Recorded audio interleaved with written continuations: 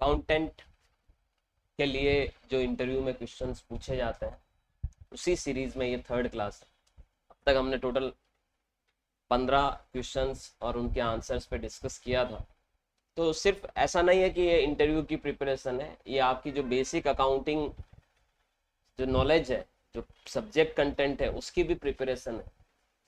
तो मैं हर एक सवाल में बहुत ही इन डेप्थ उस चीज़ को कॉन्सेप्चुअली आपको बताते हुए चल रहा हूँ। तो चलिए शुरुआत करते हैं और आगे के कुछ और सवाल हम लोग आज डिस्कस करते हैं।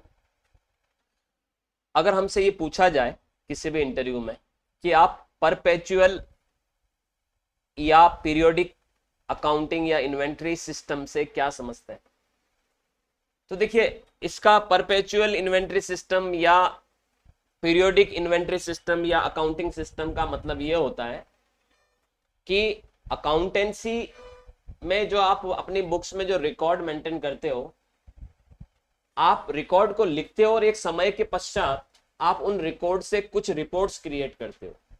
तो वो जो समय होता है वो जनरली 1 फाइनेंशियल ईयर होता है, यानी 31 मार्च को हम अपनी बुक्स को क्या करते हैं, क्लोज करते हैं।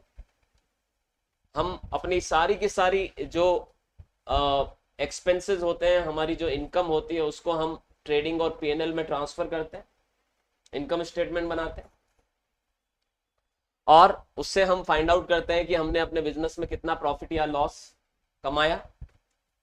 और फिर हम अपने सारी एसेट और लाइबिलिटीज के जो क्लोजिंग बैलेंस होते हैं उनको भी बैलेंस शीट में ट्रांसफर करते हैं। जो भी मेक नेसेसरी एडजस्टमेंट्स होते हैं वो करते हैं हम, और हम अपनी फाइनल एक ऐसी रिपोर्ट तैयार करते हैं, बैलेंस शीट, जिसमें किसी भी बिजनेस की पूरी ट्रू पिक्चर होती है उस पर्टिकुलर फाइनेंशियल ईयर और उससे पहले। यानी अगर मैं 31 मार्च 2024 की बात करूं, तो अगर मैंने 31 मार्च 2024 की बैलेंस शीट देखी, इसका मतलब उस दिन तक की सारी एसेट और सारी लाइबिलिटीज आपको उस बैलेंस शीट में नजर आती है। तो अकाउंटिंग की जाती है, लेकिन उसमें एक डेफिनेट टाइम पीरियड को लेकर की जाती है। परपेचुअल का मतलब ये होता है कि अनलिमिटेड टाइम पीरियड के लिए। लेकिन ठीक है, हम जब अकाउंटिंग मेंटेन करते हैं, हम जब रिकॉर्ड मेंटेन करते हैं, तो हम ये कभी नहीं सोचते हैं कि यार मैं 3 महीने बाद बंद कर दूंगा, मैं आज लिखूं, कल संडे है तो संडे को ट्रांजेक्शन नहीं लिखूं। आप नॉन स्टॉप बिजनेस में एवरी डे होने वाले लेन देनों को रिकॉर्ड में लेते हैं, लेकिन उसको आप फाइनलाइज करते हैं, उसको आप सेटल करते हैं, उसको आप क्लोज करते हैं, और वापस से एक नए टाइम पीरियड से वापस रीस्टार्ट या न्यू बिगिनिंग करते हैं। इसी को कहते हैं परपेचुअल या पीरियोडिक इन्वेंट्री सिस्टम या अकाउंटिंग सिस्टम। इन्वेंट्री सिस्टम का मतलब स्टॉक। हम लोग स्टॉक का भी इसी तरह से हिसाब किताब रखते हैं। ऐसे में हमें हम जब चाहें तब ये देख सकते हैं कि किसी भी पर्टिकुलर पीरियड में हमारे पास ओपनिंग में कितना स्टॉक था, कितना हमने परचेजेस की तो कितना स्टॉक बढ़ा, कितना हमने सेल किया, कितना हमारे पास क्लोजिंग स्टॉक है। तो आप स्टॉक को भी इसी तरह से मेंटेन करते हो, एक टाइम पीरियड के अनुसार आप उसके बैलेंसेस निकालते हो, वापस उसका ओपनिंग अगले दिन से ओपनिंग मानते हो, वापस से चलते हो, परचेजेस को ऐड करते हो, सेल को यानी सीओजीएस को, कॉस्ट ऑफ गुड्स सोल्ड को आप उसमें से क्या करते हो, लेस करते हो, और उससे आप क्लोजिंग स्टॉक निकालते हो। निकालते हो कि नहीं निकालते हो? ट्रेडिंग अकाउंट जो हम बनाते हैं उसमें हम ओपनिंग स्टॉक भी बताते हैं और हम क्लोजिंग स्टॉक भी बताते हैं। तो हम स्टॉक की भी तो क्या करते हैं, एक पीरियड को लेकर अकाउंटिंग करते हैं, एक पीरियड को लेकर गणना करते हैं, कैलकुलेशन करते हैं।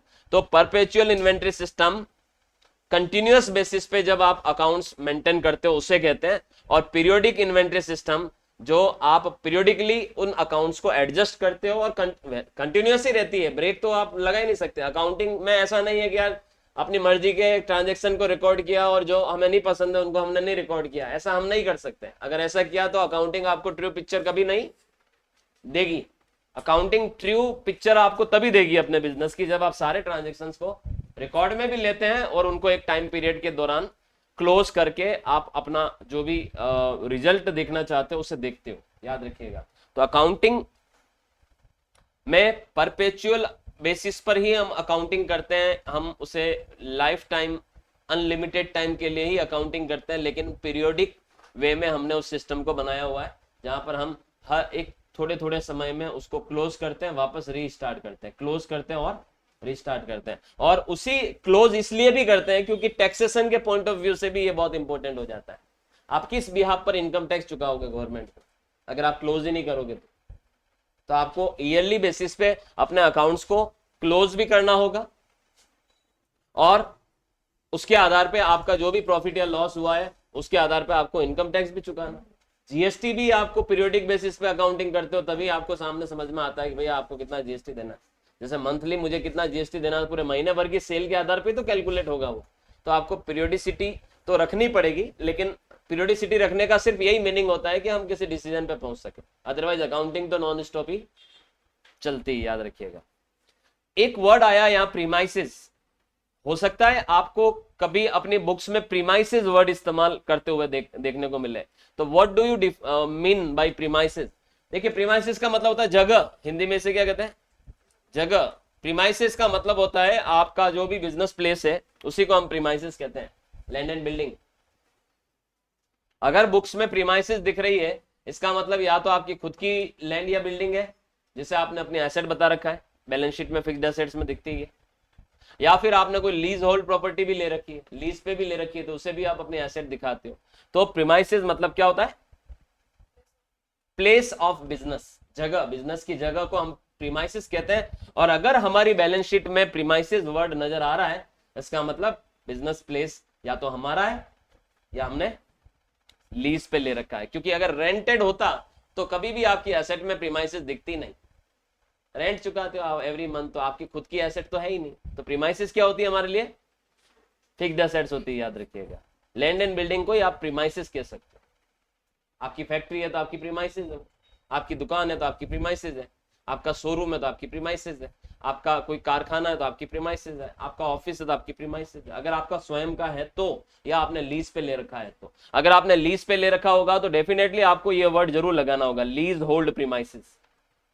लीज पर ली हुई प्रीमाइसिस को क्या कहते हैं, लीज होल्ड प्रीमाइसिस, लीज पर ली हुई प्रीमाइसिस, वो भी एसेट है।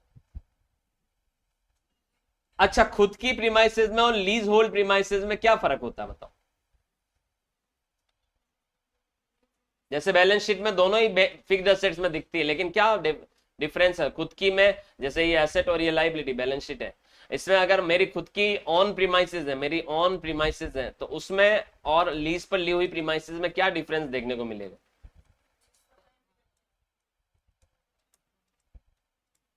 बताओ बताओ बताओ। देखिए आपकी खुद की जो प्रीमाइसिस होगी, अगर हमारी खुद की जगह जमीन है तो एक चीज तो ये है कि उसकी वैल्यू बड़ी होगी, हो सकता है 90 लाख रुपए से दिखे, हो सकता है आपने जो बिल्डिंग लीज पर ले रखी है उसके लिए सिर्फ 20 लाख या 15 लाख रुपए देकर लीज पर ले रखी है।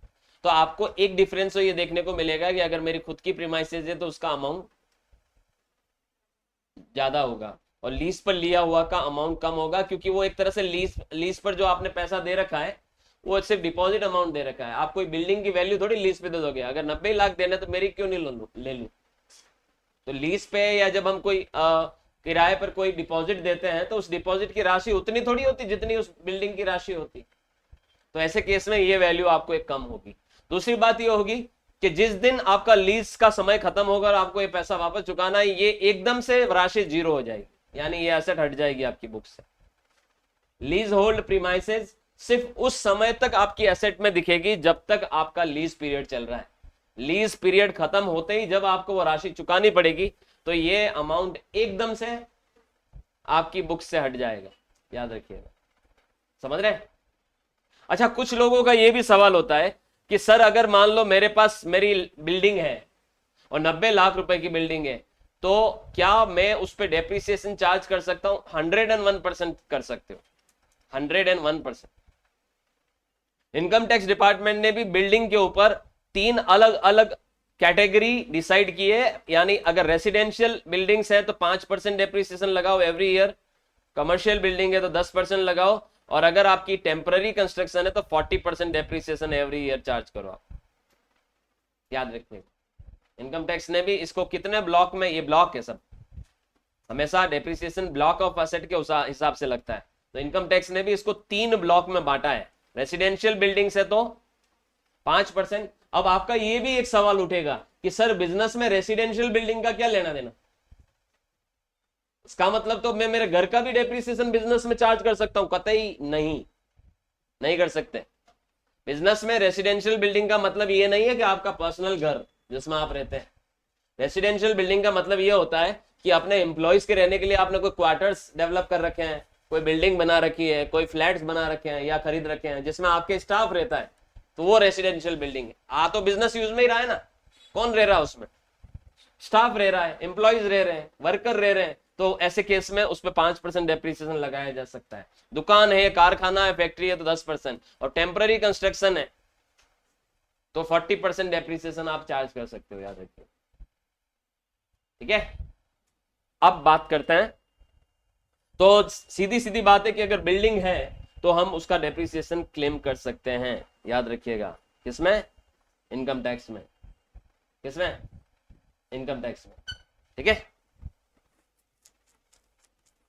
और सर सिर्फ लैंड है तो, जैसे अगर मेरी बैलेंस शीट में सिर्फ लैंड दिख रही है, आपने प्लॉट खरीद रखे हैं और वो आपने लेके रखे हुए हैं, तो भाई लैंड को आप अपनी एसेट तो बता सकते हो।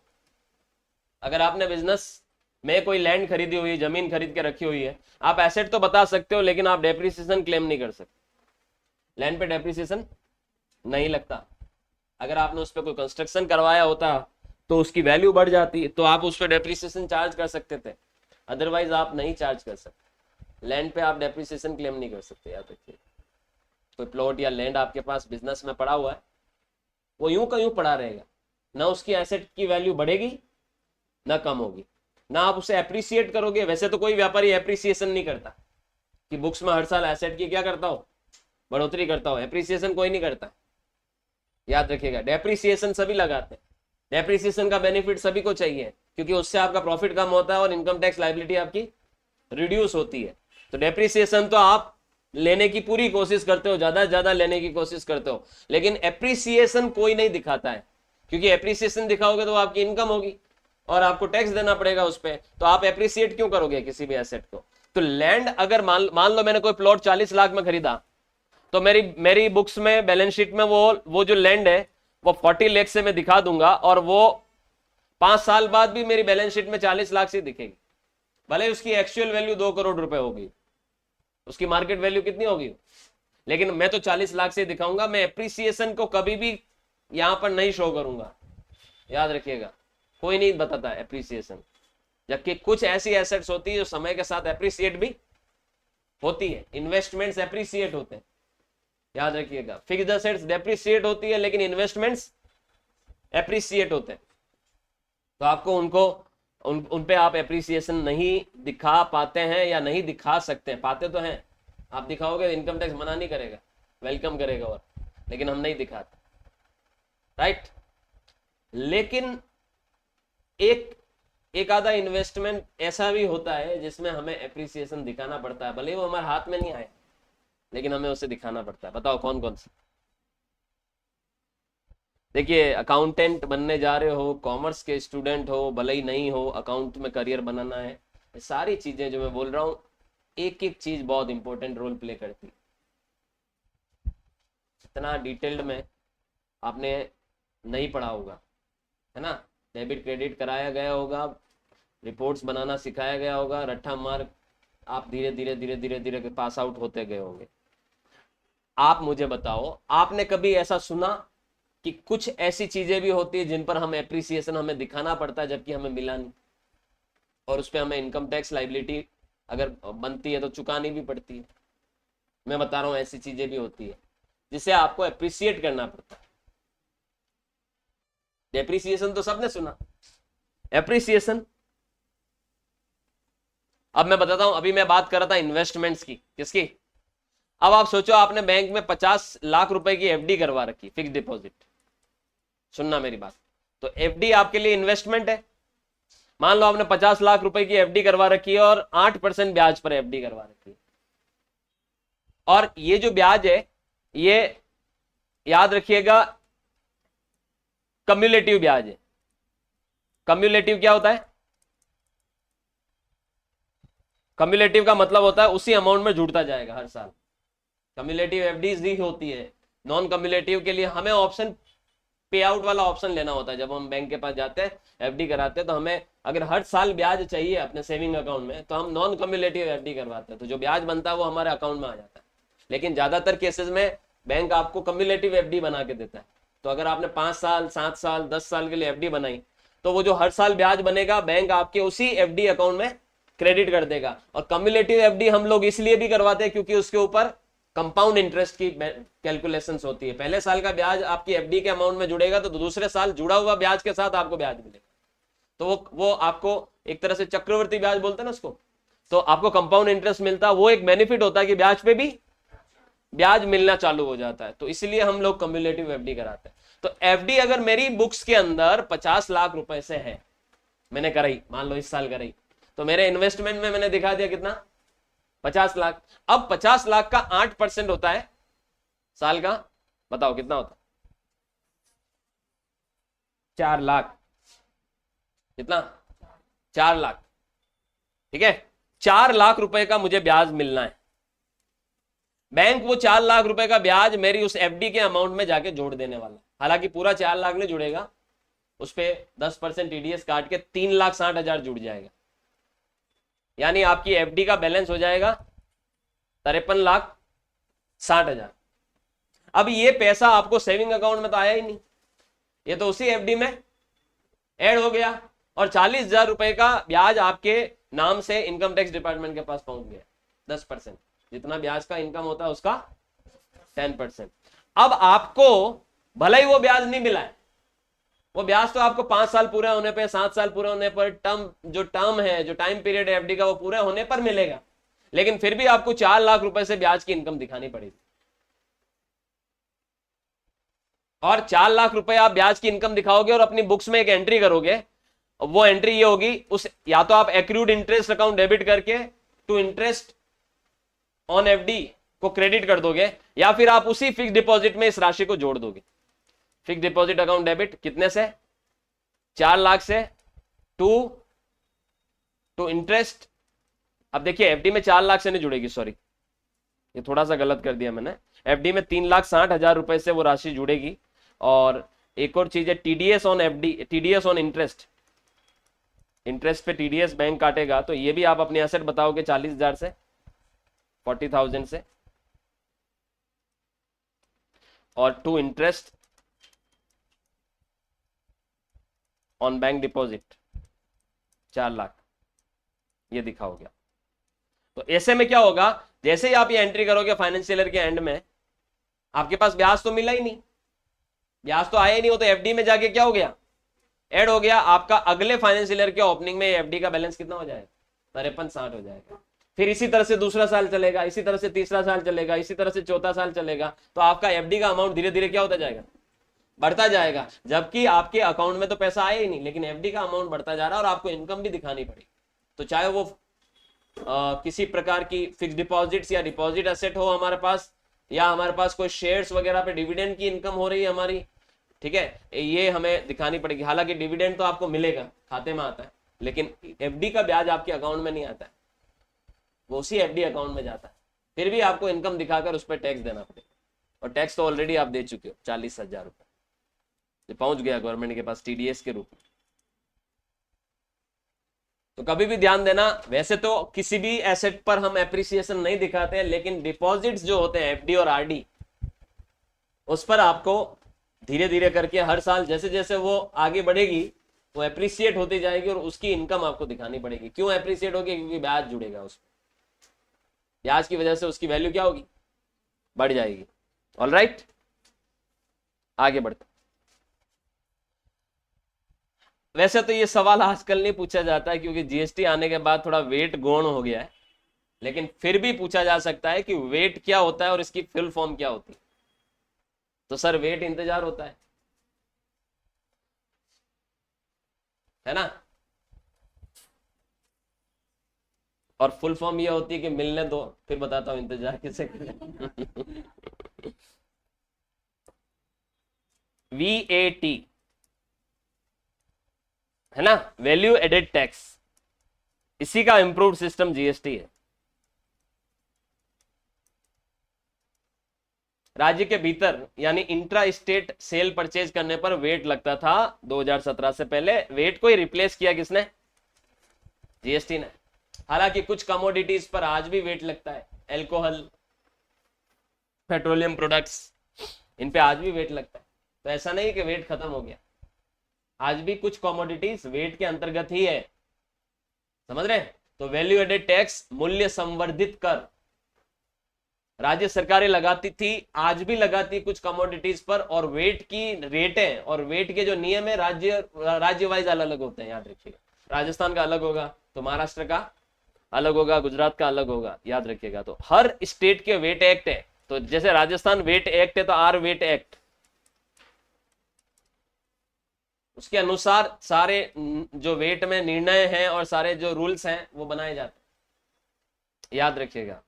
तो जीएसटी ने वैसे तो 99.99% चीजों को वेट से निकालकर जीएसटी में ला दिया गया, यानी अब अगर हम इंट्रा स्टेट सप्लाई करते हैं तो वेट नहीं लगता, जीएसटी लगता है। लेकिन अभी भी कुछ ऐसी कमोडिटीज हैं जो जीएसटी में अभी तक शामिल नहीं हो पाई है, उन पे आज भी वेट लगता है, याद रखिएगा, ठीक है।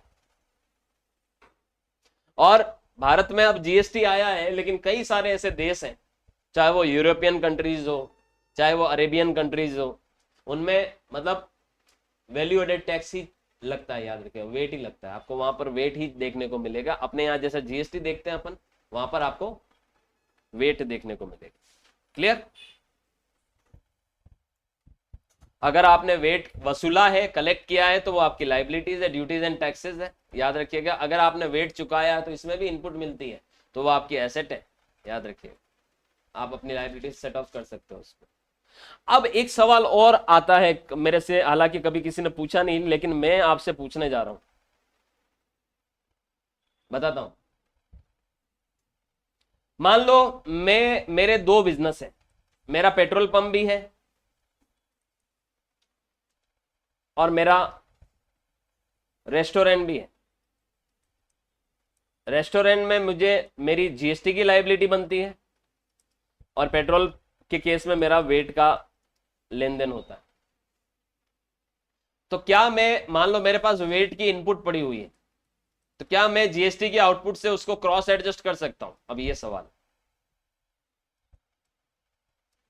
अगर मेरे पास वेट की इनपुट पड़ी हुई है तो क्या मैं जीएसटी की आउटपुट से उसे एडजस्ट कर सकता हूं?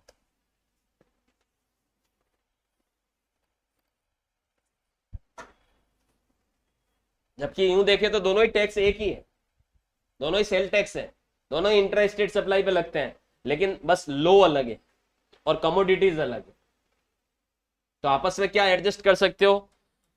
नहीं कर सकते। शुरुआती दौर में, ट्रांजिशन पीरियड में, एनरोलमेंट प्रोसेस में 2017 में गवर्नमेंट ने यह ऑप्शन दिया था कि जब आप वेट से निकलकर किस में आए, जीएसटी में आए, तो आप अपनी वेट की इनपुट को जीएसटी में ट्रांसफर करवा सकते थे।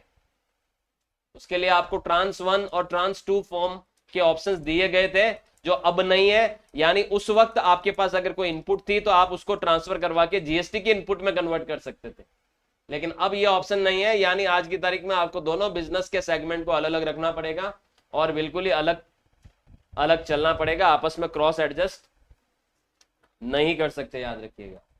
समझ रहे हो? आगे बढ़ते हैं। अकाउंटिंग स्टैंडर्ड से आप क्या समझते हैं? देखिए, अकाउंटिंग स्टैंडर्ड मतलब अकाउंटिंग के नियम, अकाउंटिंग के नियम। अकाउंटिंग के बहुत सारे नियम हैं, चलिए मैं बताता हूं आपको इनमें से कुछ। जैसे नियमों को आप अगर जैसे इंटरनेट पे जाएंगे,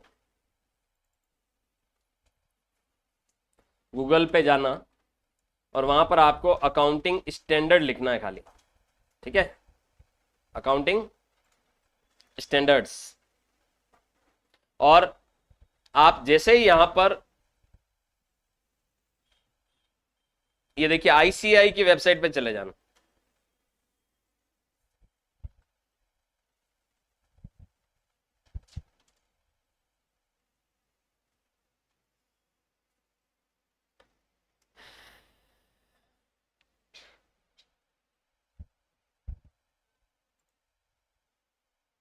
list of accounting standard, Taxmann की वेबसाइट पे जा रहा हूं, कहीं पर भी आपको मिल जाएगा। ये सारे अकाउंटिंग स्टैंडर्ड आप देख सकते हैं। यहां पर कितने दिख रहे हैं? ये थोड़ा सा पुराना है, यहाँ पर 29 दिख रहे हैं, ठीक है, 29 अकाउंटिंग स्टैंडर्ड आपको दिख रहे हैं। तो अगर आप यहाँ पर किसी भी स्टैंडर्ड पे क्लिक करेंगे, जैसे अकाउंटिंग स्टैंडर्ड 1, इन्हें शॉर्ट में AS1 भी कहते हैं, तो टोटल मिला के 33 अकाउंटिंग स्टैंडर्ड्स हैं। याद रखिएगा कितने, समय समय पे बदलते भी रहते हैं। अभी वर्तमान में 33 अकाउंटिंग स्टैंडर्ड्स हैं, और ये अकाउंटिंग स्टैंडर्ड यानी जो भारत में अकाउंटिंग के नियम है वो बनाने वाली संस्था है ICAI, यानी the institute of chartered accountants of India. Accounting standard यही पब्लिश करती है, और यही समय समय पर इन्हें अमेंड भी करती है अगर जरूरत पड़ती है, और नए नए भी स्टैंडर्ड्स आते रहते हैं। अकाउंटिंग नियमों से होती है, और यही वो नियम हो, 33 नियम जिनसे अकाउंटिंग की जाती है। तो अकाउंटिंग स्टैंडर्ड क्या है? अकाउंटिंग के नियम, जिनको ध्यान में रखते ही हम क्या करते हैं, अकाउंटिंग करते हैं, बुक्स मेंटेन करते हैं, रिपोर्ट्स बनाते हैं। कोई भी ये जो मेथड अभी अपन बात कर रहे थे, डेप्रिसिएशन के, इंटरेस्ट के, एक्रूड के, पीरियोडिक के, परपेचुअल के, नियम कानून, सारे ये स्टैंडर्ड जो बताते हैं उसी के अनुसार हमें चलना होता है बेसिकली, है ना। तो अकाउंटिंग हमेशा किससे चलती है? उनके प्रिंसिपल से चलती है, उन्हीं को हम अकाउंटिंग स्टैंडर्ड्स कहते हैं। क्या कहते हैं? अकाउंटिंग स्टैंडर्ड कहते हैं, याद रखिएगा।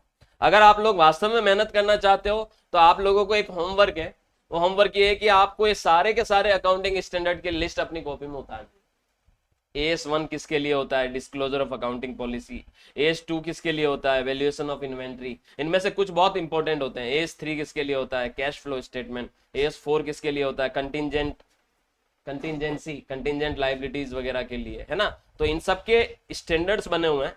तो कुछ बड़े पॉपुलर स्टैंडर्ड्स हैं, याद रखिएगा, ठीक है, जिनकी जो आप यहाँ पर आपको पूरी लिस्ट बनानी है। AS17 मतलब आपको खाली नाम लिखना आगे बस, ठीक है। तो आप कौन सी अकाउंटिंग कैसे करेंगे, क्या करेंगे, वो सब नियम यहाँ पर। इंटेंजिबल एसेट्स के लिए 26, आप क्लिक करोगे तो यहाँ पर नजर आ जाएगा, इंटरनेट पे मिल जाएगा, आप आराम से ये फाइंड आउट कर सकते हैं, ठीक है। तो किसने डेवलप किया अकाउंटिंग स्टैंडर्ड? ICAI ने। सबसे बड़ी संस्था है भारत की अकाउंटिंग के मामले में। चार्टर्ड अकाउंटेंट ICAI तो बनाती है, CA की डिग्री कौन देती? ICAI, याद रखिएगा। तो आप अगर CA बने तो आप ICAI ने आपको सर्टिफाइड किया है। और CA बनने से इस काम नहीं होता है। देखिए, अगर आप CA में जाते हो, जैसे मैं आपको बताता हूं, सबसे पहले आपको फाउंडेशन देना है। तो पहला स्टेप फाउंडेशन, फिर दूसरा स्टेप आपका इंटरमीडिएट, और तीसरा स्टेप आपका फाइनल। तो जब आप फाइनल पास करते हैं और चार्टर्ड अकाउंटेंट यानी CA बन जाते हैं, तो CA बनने के बाद भी आपको ICAI की मेंबरशिप लेनी पड़ती है। CA तो आपको सिर्फ एक लाइसेंस मिल गया, CA तो आपको एक सर्टिफिकेशन मिल गया कि आपने चार्टर्ड अकाउंटेंट क्वालिफाई किया, लेकिन आपको मेंबरशिप लेनी पड़ती है, और एवरी ईयर उस मेंबरशिप को सब्सक्राइब करना पड़ता है, मतलब रिन्यू करवाना पड़ता है। उसके लिए आपको एक पर्टिकुलर अमाउंट पे भी करना पड़ता है। ये वैसे ही होता है जैसे साल का 3,000-3,500 रुपए आपको देना है ICAI को, और वो आपकी मेंबरशिप को कंटिन्यू रखती है। आपको मेंबरशिप नंबर होता है। जब आप मेंबर बनते हो ICAI के, CA बनने के बाद, अब देखिए ICAI के मेंबर कौन होते हैं? Chartered accountant. लेकिन हर CA इसका मेंबर हो वो जरूरी नहीं है। जो CA ने ICAI की मेंबरशिप ले रखी है वो इसका मेंबर होता है। तो मेंबरशिप लेने का क्या फायदा है सर? क्यों हम 2,000-3,000 रुपए खर्च करें? इसका फायदा ये होता है कि आप प्रैक्टिस कर पाते हो। मेंबरशिप का मतलब आपको प्रैक्टिस करने का लाइसेंस। आप प्रैक्टिसिंग चार्टर्ड अकाउंटेंट के रूप में काम कर सकते हो मार्केट में, अपना ऑफिस लगा के, क्लाइंट्स बना के काम कर सकते हो। आप ICAI के लीगल मेंबर बन जाते हो उस केस में। अगर आपने मेंबरशिप नहीं ले रखी है तो आप प्रैक्टिस नहीं कर सकते, लीगली तो नहीं कर सकते, याद रखिएगा। और जब आप प्रैक्टिस करते हो और जब आप मेंबरशिप लंबे समय तक आपकी चलती है, तो जब आपने 5 साल से ज्यादा समय तक आप ICAI के मेंबरशिप को कंटिन्यू किया, तो फिर आपके नाम के आगे जब नया कोई CA बनता है और वो मेंबरशिप लेता है तो उसे ACA कहा जाता है। लेकिन जब वो 5 साल से ज्यादा समय तक मेंबरशिप को कंटिन्यू रखता है तो वो FCA की कैटेगरी में आ जाता है, याद रखिएगा। फिर उसको यहां पर ऑडिट करने का भी लाइसेंस मिल जाता है कि वो बड़ी बड़ी संस्थाओं की क्या कर सके? टैक्स ऑडिट कर सके, ऑडिटर के काम रूप में काम कर सके। और जब आप FCA बन जाते हो तो आपको अपने अंतर्गत आर्टिकलशिप या आर्टिकल रखने का भी ऑप्शन मिल जाता है। यानी कोई भी व्यक्ति जो CA कर रहा है उसको आर्टिकलशिप करनी पड़ती है। तो जब वो आर्टिकलशिप के लिए आपके ऑफिस में आके काम करेगा तो आप अगर उसको आर्टिकलशिप प्रोवाइड करोगे तो वो जाके आगे जाके मेन एग्जाम दे पाएगा। सीए का, तो आपको आर्टिकलशिप का भी लाइसेंस मिल जाता है। तो खाली सीए बन जाने से कुछ नहीं होगा, आपको प्रैक्टिस में रहना पड़ेगा, तभी जाके आप एक बड़े चार्टेड अकाउंटेंट बन सकते हैं और आपके अंडर में लोग आर्टिकलशिप के लिए आ सकते हैं। समझ रहे हो? ज्यादातर लोग क्या करते हैं आजकल, यंगस्टर जो होते हैं, देखो किताबें पढ़ पढ़ के पास तो कर लेते हैं, लेकिन अब क्लाइंट बनाना भी तो अपने आप में चैलेंज है। एक नए चार्टेड अकाउंटेंट के लिए, एक नए डॉक्टर के लिए, एक नए एडवोकेट के लिए, एक नया अगर हमारी लाइन में कोई इंस्टीट्यूशन खोलता है उसके लिए सबसे बड़ा चैलेंजिंग टास्क क्या है? देखो ये प्रैक्टिस में आना जितना आसान है, इस प्रैक्टिस को जमाना उतना ही मुश्किल है। सीए मेरे हिसाब से, सीए आदमी अगर नॉन स्टॉप अच्छा पढ़ाई कर ले तो कोई भी वो एग्जाम क्लियर कर सकता है। तो बुकिश नॉलेज आपको है और आपने अच्छा कहीं कोचिंग वोचिंग कर लिया तो आप आराम से निकाल लोगे। फर्स्ट अटेम्प्ट में नहीं निकालोगे, सेकंड में निकाल दोगे, थर्ड में निकाल दोगे। पढ़ाई किया तो बंदा बन ही जाएगा। लेकिन सवाल यह आता है कि क्लाइंट कैसे बनाए। क्लाइंट बनाना सबसे बड़ा चैलेंज है। क्लाइंट बनाने का मतलब है जमे जमाए मार्केट में से दूसरों के क्लाइंट्स को खींचना। नए क्लाइंट तो कितने ही बनते हैं, बहुत कम होते हैं। आपको क्लाइंट्स दूसरों के खींचना, उसके लिए आपको रेपो बनानी पड़ेगी, नाम बनाना पड़ेगा। तो नए व्यक्ति के लिए डिफिकल्टीज बहुत होती है, चाहे वो डॉक्टर हो, सीए हो या लॉयर हो। तो ऐसे केस में ये जो आजकल यंगस्टर किताबें पढ़ पढ़ के पास हो जाते हैं, वो इतना बड़ा रिस्क नहीं लेते। उनको तो डायरेक्ट ही पैसे चाहिए।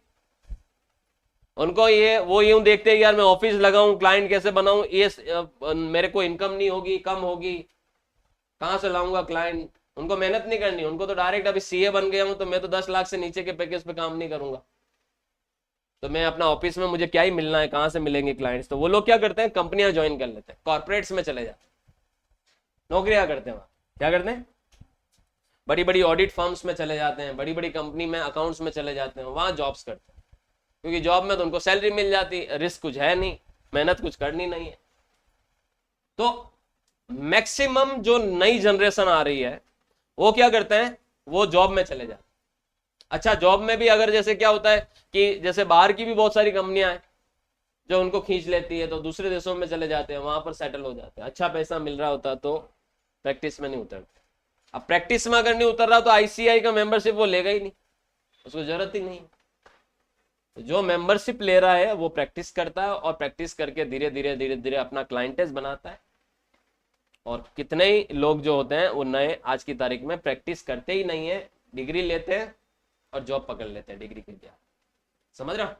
तो जो जॉब करने वाला सीए है, जिसके पास सीए मेंबरशिप नहीं है, वो ऑडिट नहीं कर सकता। वो आपका रिटर्न भर लेगा, ठीक है, वो रिटर्न भर लेगा, लेकिन उसको मतलब वो एक तरह से लीगली ऑथराइज नहीं है आपका रिप्रेजेंटेटिव बनने के लिए। रिप्रेजेंटेटिव बनने के लिए लीगली ऑथोरिटी होना चाहिए, उसके लिए उसकी मेंबरशिप होनी चाहिए, याद रखिए। क्लियर? चाहे वो सीए में हो, चाहे सीएस में हो, चाहे सीए में हो, सब में मेंबरशिप का क्राइटेरिया, चाहे वो एडवोकेट में हो, लॉयर में हो, डॉक्टर्स में हो, सब में मेंबरशिप है। सबकी अपनी यूनियन बनी हुई है, उन यूनियन में आपको क्या लेनी पड़ती है, मेंबरशिप लेनी पड़ती है। All clear?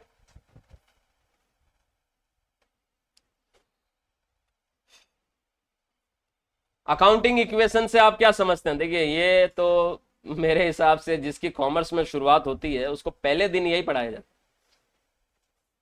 अकाउंटिंग एक समीकरण से चलती है, और वो समीकरण क्या है, जितनी बिजनेस के पास एसेट है उतनी ही लायबिलिटी और कैपिटल होती है। तराजू है ना, अकाउंटिंग में तराजू की तरह काम होता है। लायबिलिटी और कैपिटल दोनों मिलाकर क्या बनती है, एसेट्स बनती है। तो आप कैसे भी कान पकड़िए,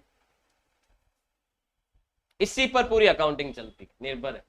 assets equal to the total liability plus total capital. अब अगर मेरे को एसेट को फाइंड आउट करना है तो लायबिलिटी और कैपिटल को जोड़ दूं। अगर मुझे लायबिलिटी फाइंड आउट करनी है तो एसेट में से कैपिटल माइनस कर दूं। अगर मुझे कैपिटल फाइंड आउट करनी है तो एसेट में से लायबिलिटी माइनस कर दूं। तो ये अकाउंटिंग की इक्वेशन है। बैलेंस शीट में जाके यही तो नतीजा आते हैं सामने जब टोटल करते हो।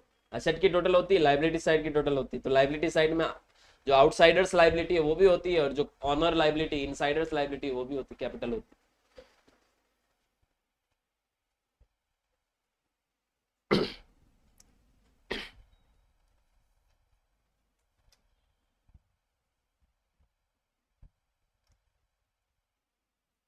What is the meaning of executive accounting? देखिए, एग्जीक्यूटिव अकाउंटिंग का मतलब यही होता है कि ऐसे बिजनेस, ऐसी अकाउंटिंग सर्विसेज, आज की तारीख में दुनिया भर के लोग अकाउंटिंग और टैक्सेशन सर्विसेज देते हैं अपने क्लाइंट्स को। तो जब आप अपने यूजर्स को, अपने क्लाइंट को सर्विस दे रहे हो अकाउंटिंग की, कि यार तेरी अकाउंटिंग मैं कर लूंगा, मुझे दे दे, तो इसे कहते हैं एग्जीक्यूटिव अकाउंटिंग, जब हम किसी और का काम कर रहे होते हैं। ठीक है, और मार्केट बहुत बड़ा है एग्जीक्यूटिव अकाउंटेंट के लिए। इसके लिए एग्जीक्यूटिव अकाउंटेंट के लिए मार्केट बहुत बड़ा है। हर व्यक्ति फुल टाइम अकाउंटेंट हायर नहीं करता, हर business full time accountant hire नहीं कर सकता। ऐसे केस में वो अपनी बुक कीपिंग और अपनी जो भी जो टैक्सेशन संबंधित कोई लाइबिलिटीज है वो आउटसोर्स करता है, वो किसी व्यक्ति को ढूंढता है जो वो काम कर ले उसके लिए। इसे कहते हैं एग्जीक्यूटिव अकाउंटिंग। याद रखिएगा, जो अकाउंटिंग सर्विसेज देते हैं अलग अपने यूजर्स को, अपने अलग अलग बिजनेसेस को, उन्हें हम एग्जीक्यूटिव अकाउंटेंट कहते हैं। What is public accounting? देखिए, मैं वैसे बता दूं आपको कि एक डिग्री होती है सीपीए, सर्टिफाइड पब्लिक अकाउंटेंट, याद रखिएगा। ठीक है, और ये जनरली इसे हम यूएस सीपीए भी कहते हैं। अमेरिका की संस्था सीपीए ये डिग्री देती है। और उसी तरह से एक और होती है यूएससीएमए,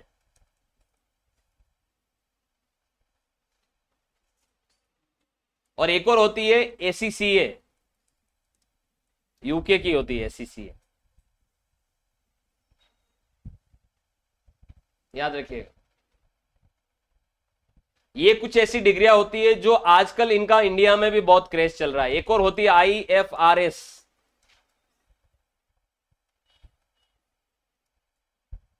इनका भारत में बड़ा क्रेज चल रहा है अभी। लोग बहुत सारे इनमें एनरोलमेंट करके इनकी पढ़ाई कर रहे हैं और इनके एग्जाम्स देते हैं।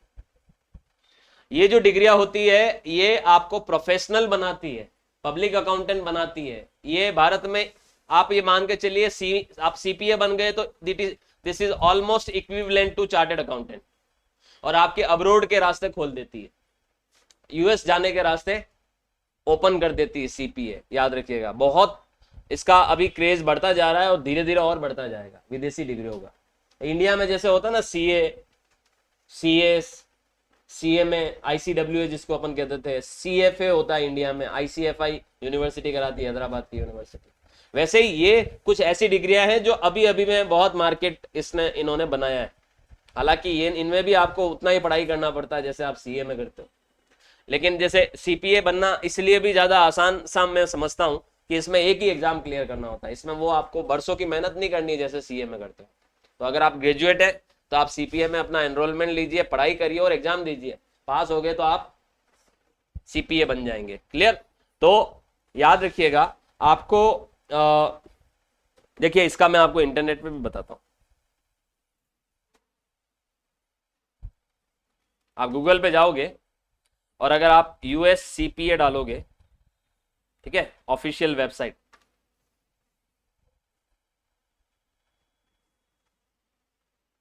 अब आप देखिए खूब सारी वेबसाइट मिल जाएगी आपको इसमें। इसका ये देखिए ऊपर सारी डिग्रियों के नाम भी लिखे हुए आ रहे है ना। तो ये आपको यूएस सीपीए जो है उसका आप ब्राउशर वगैरह आपको मिल जाएगा, आप इंक्वायरीज वगैरह कर सकते हैं, कौन सी यूनिवर्सिटीज कराती है, क्या एलिजिबिलिटी है। ठीक है, आपको इसके लिए आप इंक्वायरी फॉर्म भी यहाँ पर सबमिट कर सकते हैं। इसको कैसे बंद करूँगा?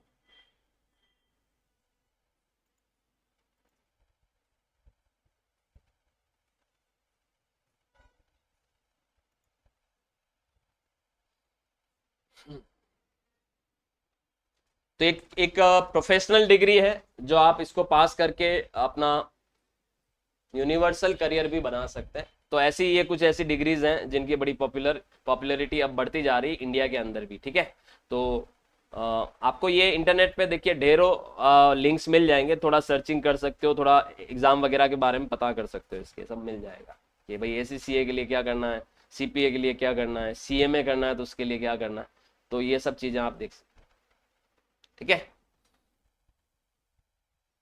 मतलब ये बाहर की डिग्रियां हैं जो जिनकी अभी पॉपुलैरिटी किधर बढ़ रही है, इंडिया में भी बढ़ रही है। आगे बढ़ते हैं।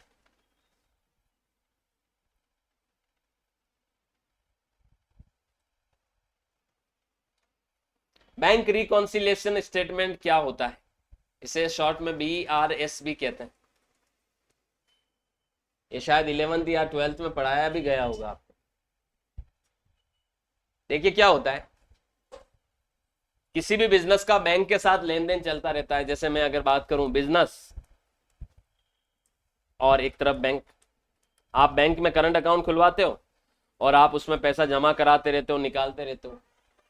तो जब बैंक के साथ आपका लेन देन चलता है तो बैंक उस लेन देन को रिकॉर्ड करता है। एक तो पासबुक देता है, अब अगर आपके पास सेविंग अकाउंट है तो पासबुक मिलती है आपको, और बाकी स्टेटमेंट देता है बैंक। करंट अकाउंट में स्टेटमेंट आता है।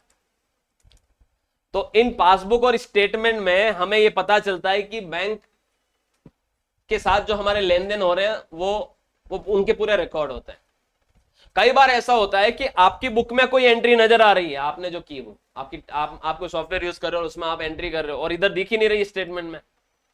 स्टेटमेंट में कोई एंट्री दिख रही है और आपकी बुक में नहीं दिख रही, तो दोनों के बीच में जो लेन देन हो रहे हैं वो आपको स्टेटमेंट में दिख रहा है और इधर नहीं दिख रहा, आपकी बुक्स में दिख रहा है और इधर नहीं दिख रहा है। तो ऐसे केस में मिसमैच हो जाता है कि उधर बैंक बैलेंस कुछ चल रहा है और आपका कुछ चल रहा है। तो वो मिसमैच के कारणों को ढूंढकर उसका एक स्टेटमेंट बनता है जिसे कहते हैं BRS, बैंक रिकंसिलिएशन स्टेटमेंट। हालांकि मैन्युअली कुछ भी नहीं करना होता है। अगर आप कोई सॉफ्टवेयर यूज कर रहे हो, जैसे टैली जैसा सॉफ्टवेयर यूज कर रहे हो, तो उसमें ये फैसिलिटी दे रखी है जहां पर आप अपने रीजंस फाइंड आउट कर सकते हैं और उन कारणों को हटा सकते हैं। तो कभी भी ध्यान देना, हमारी बुक के अंदर बैंक का बैलेंस और बैंक जो हमें एंट्री करके दे रहा है स्टेटमेंट में या पासबुक में, उसमें बैंक का बैलेंस सेम चलना चाहिए। अगर सेम नहीं चल रहा है तो किन कारणों से नहीं चल रहा है आपको पता होना चाहिए। ये वो कारण दिखाता है BRS, याद रखिएगा। So it is the statement जहां पर पासबुक और आपकी जो कैश बुक में बैंक कॉलम होता है उसके बीच के डिफरेंस को दिखाया जाता है कि भैया ये डिफरेंस की वजह से आप दोनों के बैलेंस क्या चल रहे हैं, अलग अलग चल रहे हैं। ऑलराइट, इसे कहते हैं बैंक रिकंसिलिएशन स्टेटमेंट। क्या कहते हैं, बैंक रिकंसिलिएशन स्टेटमेंट।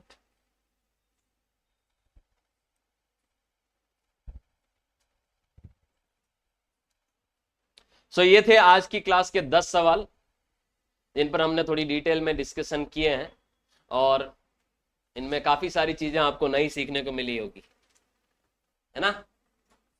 सो आगे बढ़ेंगे हम और भी कुछ इंटरेस्टिंग क्लासेस के साथ। आगे कुछ और सवाल देखेंगे अगली आने वाली classes. Thank you so much.